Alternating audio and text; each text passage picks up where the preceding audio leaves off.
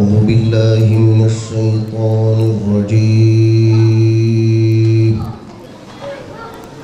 بسم الله الرحمن الرحيم. لقد صدق الله رسوله الرؤيا بالحق لتدخلن المسجد الحرام إن شاء الله آمين. Kardeşler, onun için ilk günde Müslüman olmak öyle basit bir olay değildir. Zor zamanda Müslüman olmak, zor zamanda İslam için bedel ödemek öyle basit bir olay değildir. Hazreti Ömer radıyallahu anh Irak'a, İran'a sefer yapacak. Çünkü onu gerektiriyor. İslam ordusunun oraları fethetmesi gerekiyor. Ve oturmuşlar Medine'de konuşuyorlar. Bir türlü bir adam bulamıyorlar. Şunu geçirsek tamam o biraz savaşçı ama şöyle böyle kara düşünürken Sa'd ibn Ebi Vakkas'ın mektubu geliyor başka bir yerden, başka bir münasebetle. Sa'd ibn Ebi Vakkas'ın mektubunu adını görünce inanın mektubu okumuyorlar. Mektubu kapat, tamam ya bunu işte İran'a gidecek budur diyor. Ve biliyorsunuz kardeşler böyle basit bir olay değildir. Sa'd ibn Ebi Vakkas İran'ı fetheden başkomutandır ha. Öyle basit bir şehir falan değildir ha. O Kadisiye Savaşı'nı ve daha nice savaşları kazanan başkomutandır. Niye başkomutan? Çünkü ilk günde, acı günde Müslüman olmuştur. Adam şu anda herhalde tahminime göre 83 yaşında. Samimiyim. Anlattırdım. Anlatan ya neler oldu diyor. Hocam 70 yaşlarına yakındım diyor. Operasyon düzenlediler. Aldılar beni içeri diyor. Konuşacaksın. Ya ne konuşayım? Konuşacaksın. Efendim kaç kişisiniz? Örgütsünüz. Şu bu. Ya işte örgütsek cami. Beni o camiden aldınız. Örgütün öteki üyeleri diyorsanız cami duruyor. Geri kalanında tamamlayın. Çocuklar da orada. Okuttuğum çocuklar da orada. Adamlar da orada. Yok. Konuşacaksın. Ceryana verdiler. Bilmem ne diyor. Ve ondan sonra arkadaşlar yemin ediyor. Baktı olmadı diyor. Beni konuşturamadılar. Dedi iftira edeceğim. Bir battaniye getirdiler diyor. Battaniyeyi şöyle serdiler. Ondan sonra dışarıdan kalıp buz getirdiler. Ortaya koydular. Ondan sonra çekicinin tıkır buzları kurdular. Ve buzlar diyor şöyle yükseklikte oldu diyor. Ve beni özür dilerim anadan yürüyen soydular diyor. Ve beni ellerimi bağladılar, ayaklarımı bağladılar. Beni battaniyenin üzerine yatırdılar. Ve battaniyeyi üzerime sardılar diyor. Anlat hele ya. Anlat. Bilmiyorum ki. Ya nasıl bilmiyorum? Bilmiyorum hocam. Ondan sonra uyandığımda diyor.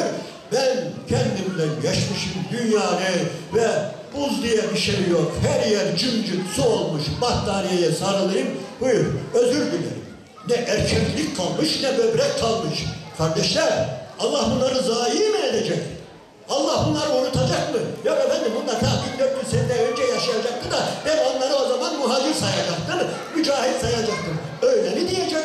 İnnallâhe lâ yudî'u ecral muhsinin. Allah asla ihsan edenlerin, Allah için bedel ödeyenlerin ödedikleri bedeli asla zayi etmeyecek. Kardeşler çünkü bu coğrafyanın çocukları gerçekten İslam için ciddi bedeller ödediler. Aynen o ilk günün Müslümanları gibidirler bunlar. Daha hala da bıçak sırtında. Evet az çok geçmiş günlere göre birazcık yani bir serbestiyetimiz, biraz emniyetimiz var ama her şey bir anda dönebilir. Dünyadaki olayları görüyorsunuz. Gerçekten elhamdülillah güzel bir temele sahibiz. Bu coğrafyanın çocuk. Sadece bu coğrafyanın değil. Şu anda var ya dünyanın her yerinde Allah'ın dini için güzel bedeller ödeniyor. Evet, bir yönüyle üzülüyoruz, ağlıyoruz ama korkmayın. Hele bazı hocalarımız camide dua ediyorlar. Canım sıkılıyor ha. Ne diyorlar? Ya Rabbi şu anda yaptığımız duaları, Kabe'de yapılan dualara ilhak eyle. Şu anda yaptığımız duaları, Arafat'ta yapılan, Müzdelife'de yapılan duaların içine kat ya Rabbi. Herkes amin ya. Bir dakika ya, öyle dua edilmez ya. Veya onu et ama bir de ki Allah'ım şu anda bizim burada yaptığımız duaları Suriye zindanlarında, Arabistan'ın zindanlarında, Firavun'un Sisi'nin zindanlarında yapılan duaların içine kat ya Rabbi bizim dualarımızı diye. Kardeşler, bunları heyecanlanasınız diye söylemiyorum. Sevinin. Niye? Çünkü ilk günkü gibi, Mekke gibi elhamdülillah dünyanın dört bir tarafında Allah'ın dini için canlar veriliyor, gençlikler veriliyor, ömürler veriliyor, zindanlar dolduruluyor, muhacirler var. Şimdi maalesef artık yuvalarımızla ilgili endişeliyiz. Ailelerimizle ilgili endişeliyiz. Hem de çok endişeliyiz. Her yıl boşanmalar %10 artıyor en az. Geçen yılki rakamlar Türkiye'de 150.000 boşanan aileden bahsediyor. Ama keşke böyle bitse. Evlilikler azalıyor. Şu anda geçen yılın rakamlarına göre, bir önceki yıla göre evlilik %3 azalmış. %3 azalmış. Evlilik yaşı sürekli ilerliyor. Eskiden 24 olan ortalama evlilik yaşı şu anda 30'a dayanmış. Bunlar belki sıradan problemler gibi gözüküyor. Bir de dıştan gelen saldırılar var.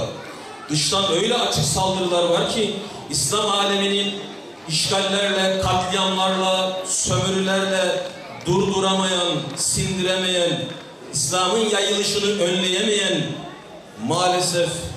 maalesef dünyanın lanetlileri Müslümanları aileden vurmak istiyor. Kadın üzerinden vurmak istiyor. Ve bu açık saldırılar sözleşmelerle dikte ediliyor. Efendim İstanbul Sözleşmesi'yle zorlanıyor. Ve öyle açık saldırılıyor ki şu anda Türkiye'deki ahlaksız derneklere, kuruluşlara Avrupa tarafından, Amerika tarafından korkunç miktarlarda para aktarılıyor. Yani cinsi sapıklara, feminist yapılara milyon dolarlar, milyonlarca euro, hatta birisi dedi ki geçen yıl 11 milyar euro Türkiye'deki ahlaksız yapılara aktarılan para Avrupa'dan. Niçin veriliyor bu para? Kadını bozmak için, aileyi dağıtmak için, yuvaları yıkmak için, cinsiyeti, ahlakı bozmak için veriliyor. Ve şu anda biz maalesef genç evliliklerin cezalandırıldığı 8.000, şu anda rakamlar öyle. Sen 18 yaşından küçük bir kızla evlenmişsin 10 sene önce, 15 sene önce denilerek 8.000 kişinin hapse atıldığı bir ülkedeyiz. Şu duruma bakar mısınız? Yani zina ettiği zaman affedersiniz, fuhuş işlediği zaman ödüllendirilen, taltif edilen birileri nikah ile evlendiği zaman, yani usulüne uygun davrandığı zaman cezalandırılıyor. Biz işe gidiyoruz. Sabah, ben İstanbul'dan geliyorum. Sabah trafiğe çıktığınız zaman 1 saatte bütün stresinizi dolduruyorsunuz zaten. O günlük bütün stres hakkınız doluyor. O kadar böyle bir gergin oluyorsunuz, yorgun oluyorsunuz, sinirli oluyorsunuz ki o bütün sinirle eve geliyorsunuz. Eve geldiğinizde sizi bir kadın bekliyor. Kadın, ben sana burada gittim, niye gelmedin, bir sürü şey söylüyor. O anda yutkunuyorsunuz. La havle çekiyorsunuz. La ilahe illallah diyorsunuz. Demek zorundasınız. Demek zorundayız. Peygamber Efendimiz Aleyhisselatü Vesselam omuzunda öyle bir yük var ki, risalet yükü var. Allah'a hesap verecek öyle bir yük var. Ve bütün insanlık onun düşmanı. Sırtına deve işkembesi atılıyor. Sağa dönüyor, hakaretler yiyor. Sola dönüyor, küfürler yiyor. Önüne bakıyor, ashabının işkencesine şahit oluyor. Her gün acı, keder, parası yok, arkası yok, devleti yok, hiçbir şey yok. Ama aynı zamanda da görevli, vazifeli, ağır bir yükü var.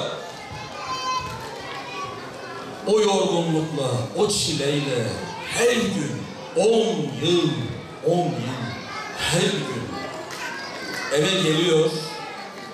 Evinde onun bütün stresini, bütün yorgunluğunu, bütün hüznünü, ağırlığını, kederini o yüzüne yansıyan o acıları hepsini silen birisi var evde.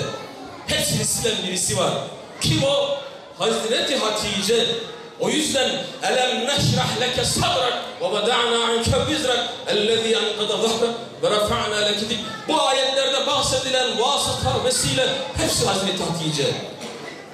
Ve vecedeke ailen fe'avna. Seni fakir bulup da zengin etmedi mi? Duha suresinde bahsedilen Hazreti Hatice. Hazreti Hatice. Ey Muhammed, biz senin göğsünü ferahlatmadık mı? Kiminle ferahlattık? Hatice'mizle ferahlattık. Ey Muhammed, biz seni zengin etmedik mi? Kiminle zengin ettik? Hatice'yle zengin ettik. Biz senin şanını yücelt. Hepsinde kim var biliyor musunuz? Hazreti Hatice. Ya bir kadın bu kadar mı sekine sahibi olur? Bir kadın bu kadar mı teselli edici olur? Bu kadar mı rahatlatır? Bu kadar mı ferahlatır? Ey bizleri yoktan var eden Allah'ım, bizleri Kur'an-ı Kerim'i okuyan, Kur'an'ı anlayan ve Kur'an-ı Kerim'i yaşayanlardan eyle. Alemlere rahmet olarak gönderilen Hazreti Muhammed Aleyhisselam'ın sünnetine tabi olup onun ahlakıyla ahlaklananlardan eyle. Efendimiz Aleyhisselam'ın yıldızlar gibidir buyurduğu ashabının yolundan bizleri ayırma Allah'ım. Erkeklerimizi bu gece andığımız Sa'd bin Ebi Vakkas radıyallahu anh gibi duası makbul ve güvenilir olanlardan eyle. Kadınlarımızı Hazreti Hatice annemiz gibi tahire, hayalı ve iffetli olanlardan eyle.